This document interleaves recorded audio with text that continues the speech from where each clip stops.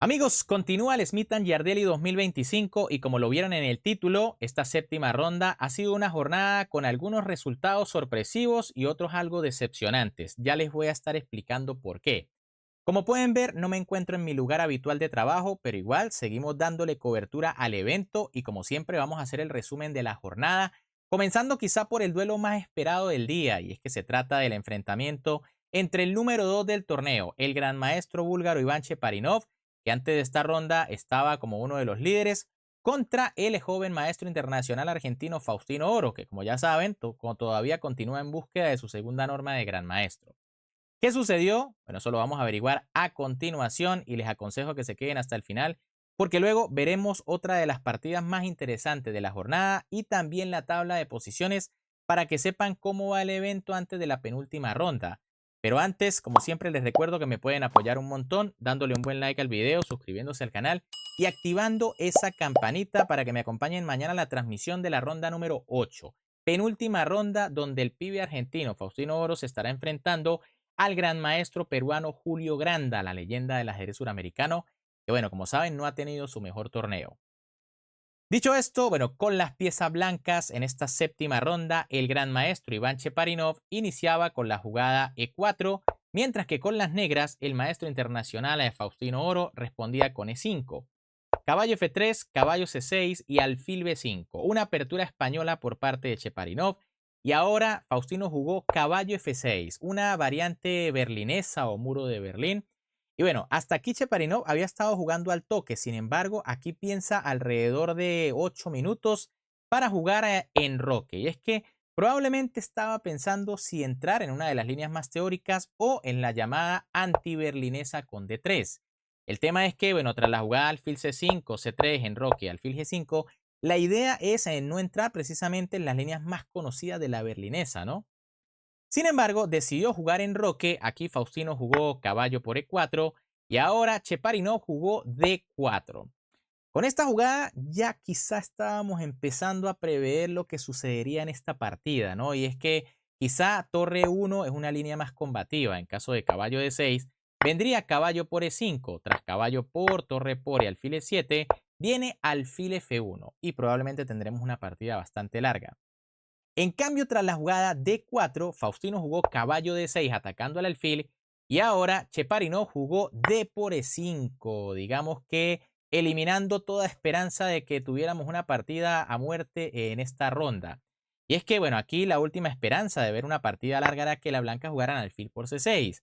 Tras D por C6, D por E5 y caballo F5, entramos en esta línea donde se cambian damas y bueno, es una posición muy interesante. Las blancas tienen mejor estructura de peones, pero las negras, como suele pasar en la española, compensan con la pareja de alfiles en una posición abierta. En cambio, tras D por E5, ya sabemos lo que va a pasar aquí. Faustino jugó caballo por alfil ganando una pieza, pero Chepari no jugó a 4. Como saben, el caballo no tiene escapatoria y esto es teórico. Caballo B de 4, caballo por D4, Faustino devuelve la pieza, D5 del argentino, E por D6 del búlgaro al paso, y tras caballo por D4, dama por y dama por D6, estamos en esa variante de la berlinesa que usan los grandes maestros para hacer tablas rápidamente, ¿no? Dama E4 jaque, dama E6, dama D4, dama D6, y tras dama E4 se firmó el empate en lo que yo diría es un resultado algo decepcionante, pero bueno, les voy a decir mi opinión al final del video, ¿no? Así que no se adelanten, ya les voy a decir qué pienso de este empate tan rápido, pero primero vamos a ver otra partida y en este caso se trata del enfrentamiento entre el gran maestro Diego Flores, octacampeón argentino, contra el joven maestro internacional Ilan Schneider. Ojo que en esta partida, bueno, Diego Flores quizá tenía que buscar la victoria para intentar meterse en la pelea del torneo. Y es que, bueno, lleva 2 derrotas consecutivas. Mientras que, bueno, para Ilan todo es ganancia, ¿no? Recuerden que ayer le ganó a Julio Granda. Y bueno, qué mejor que hoy derrotar al 8 veces campeón de su país. Dicho esto, bueno, con las piezas blancas en esta partida, el gran maestro Diego Flores iniciaba con la jugada C4, su habitual apertura inglesa, mientras que con las negras, el maestro internacional Ilan Schneider respondía con E5. Caballo C3 por parte de Diego Flores, D6 de Ilan Schneider, caballo F3 y F5. Debo decir que me gusta bastante esta línea con las negras, ¿no? Rápidamente lanzándose allí a ganar espacio en el centro. D4 de Diego Flores, que sin embargo golpea el peón de E5, E4, la negra gana el espacio, caballo G1, C6, alfil F4, caballo F6, E3, alfil E7, H4 y ahora caballo A6. Bueno, aquí suele ser más normal la jugada alfil E6 y tras caballo H3, pues H6, ¿no? Para simplemente cuidar el peón, la casilla G5. Tras la jugada caballo A6, en cambio, caballo H3 de Diego Flores, caballo C7 de Ilan Schneider, alfil E2 en Roque, y ahora Flores decidió jugar alfil G5, una jugada que quizá no es la mejor. Era preferible H5, ¿no? Ya que las blancas iniciaron el ataque, bueno, a continuarlo. Tras alfil E6 vendría caballo G5, y bueno, parece que las blancas están bien allí, ¿no? Quizá con más posibilidades de ataque. En cambio, tras alfil G5, bueno, Schneider jugó caballo E6, se apresura a eliminar el alfil de G5, pero en realidad el alfil tampoco es que sea tan molesto. Se podía jugar aquí alfil E6 y en caso de caballo F4, pues el alfil ahora puede retirarse a F7, con una posición bastante cómoda para las negras. Y es que, como les digo, pues el alfil no está haciendo demasiado. Es más, cuando yo quiera lo elimino con la jugada H6. Tras la jugada caballo 6, en cambio, dama B3 por parte de Diego Flores. Una buena jugada porque evita o retrasa el desarrollo del alfil de C8. Y bueno, aquí Schneider, como es habitual, pensó un buen rato y jugó caballo por G5, que no es la mejor opción, ¿no? Aquí quizá H6 es un poco mejor y tras alfil F4, bueno, caballo G4. En cambio, tras caballo por G5, aquí Diego Flores jugó H por G5, atacando al caballo y abriendo la columna H. Caballo E8 de Ilan Schneider. G6 de el gran maestro argentino. Buena jugada y de hecho única para mantener una ventajita allí con las blancas. H por G6, caballo F4 atacando el peón.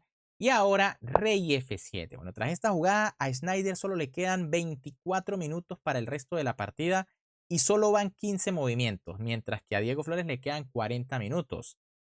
G4 del gran maestro argentino, que obviamente busca complicarle las cosas a su rival. Y bueno, nuevamente Schneider se queda pensando y juega dama B6 tras una reflexión de casi 15 minutos y ya solo le quedan 11 para el resto de la partida. Lo mejor era aquí jugar caballo F6 y en caso de G5, entonces caballo G4. En cambio, tras dama B6, bueno, Diego Flores rechazó el cambio de damas y ahora Schneider jugó caballo F6. Otra imprecisión. Era mejor dama 5 y en caso de enroque largo, alfil G5, ¿no? Las blancas están un poquito mejor, pero bueno, todavía no está tan claro. En cambio, tras caballo F6, C5. Buena jugada de Diego Flores, que ahora sí tiene clara ventaja. Dama A5 de Ilan Schneider, que solo tiene 34 segundos. Increíble. Aquí piensa lo que le queda de tiempo y juega con 4 segundos en el reloj. Y bueno, ahora Diego Flores, quizá intentando, digamos, complicarle la vida a su rival por el tiempo, o presionarlo por el tiempo, es la palabra, juega G por F5 y comete una imprecisión. Las blancas están mejor con la jugada B4, ¿no? Y es que aquí, tras dama por B4, G5 y caballo G4, vendría torre B1. Y bueno, no es fácil para las negras encontrar las mejores jugadas. Por ejemplo, si la dama vuelve a A5, entonces vendría C por D6. Y tras alfil por D6, entonces dama B3.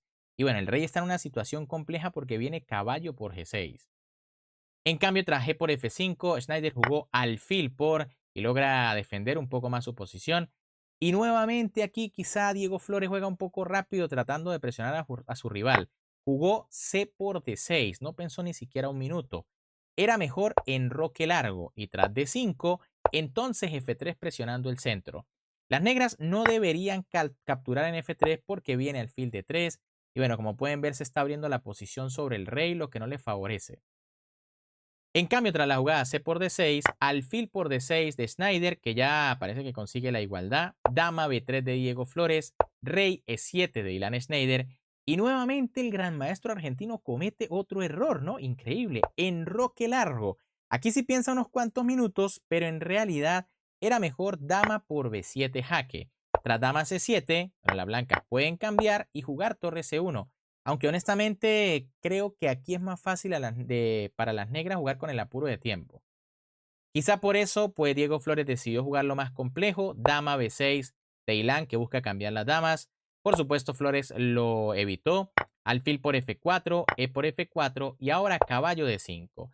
Y bueno, el apuro de tiempo empieza a ser de las suyas, ¿no? Aquí lo mejor era torre H8 para cambiar una torre. En caso de que las blancas mantengan la presión, viene torre por H1, torre por y torre de 8 presionando el peón central. En cambio, tras caballo de 5, alfil C4 de Diego Flores y E3 de Ilan Schneider. De nuevo, una jugada apresurada, ¿no? La idea, por supuesto, tocar la dama, pero era mejor rey D8 tratando de escapar. En caso de alfil por D5, viene C por D y si caballo por, bueno, dama D6 y las negras compensan con la idea de jugar torre C8 y bueno, fíjense que cuando la columna está, C está abierta y allí está el enroque largo, es peligroso, ¿no? Es peligrosa la actividad de las negras. En cambio, tras la jugada E3, dama E2 por parte de Diego Flores, caballo por C3 de Ilan Schneider, dama por E3, un jaque intermedio. Y bueno, aquí Ilan vuelve a cometer un error. Alfil E4. Este alfil queda mal colocado allí clavado, ¿no? Era preferible quitarse y tras dama por C3, torre a E8. Y bueno, increíble, pero la posición está igualada. En cambio, tras dama por E4, perdón, tras alfil E4, torre H E1. Fíjense que ahora si el caballo captura la torre, entonces vendría dama por E4 y esto es mate en pocas jugadas. Schneider tuvo que quitar su rey para evitar los temas de mate, pero tras dama por C3, ahora el alfil empieza a sufrir. Aquí Schneider jugó torre a E8. Era preferible alfil D5, pero bueno, aquí tras dama H3 y rey C7, el rey sigue estando en una posición crítica tras la buena jugada torre 7, ¿no? Ahora, tras torre a E8, D5. Buena jugada, las blancas tienen ventaja decisiva. Rey C8, Schneider ahora sí trata de escapar al flanco de dama, pero ya es tarde, ¿no? D6, le amenazan unos calzoncillos aquí tremendos. Alfil F5, las negras tratan de evitarlo, pero dama por G7. La dama entra para seguir amenazando la llegada del peón. Torre D8, y bueno, el avance es inevitable, ¿no? Aquí Schneider jugó alfil por D7. De nada sirve escapar porque vendría dama por F8. Una jugada fantástica. Y es que tras torre por y torre 8, aunque parece que las negras tienen dama de 8, pues viene torre por F8. Las blancas coronan y se quedan con una torre de más. Ahora, tras alfil por D7, por supuesto, Diego Flores jugó torre por D7, aprovechando que si se recaptura la torre, la de F8 está en el aire. Aquí Schneider jugó dama C5 tratando de pues recuperar allí la pieza porque el alfil está clavado, pero tras torre C7, rey B8, torre por B7 y rey A8, las blancas jugaron rey B1. El alfil blanco no puede ser capturado.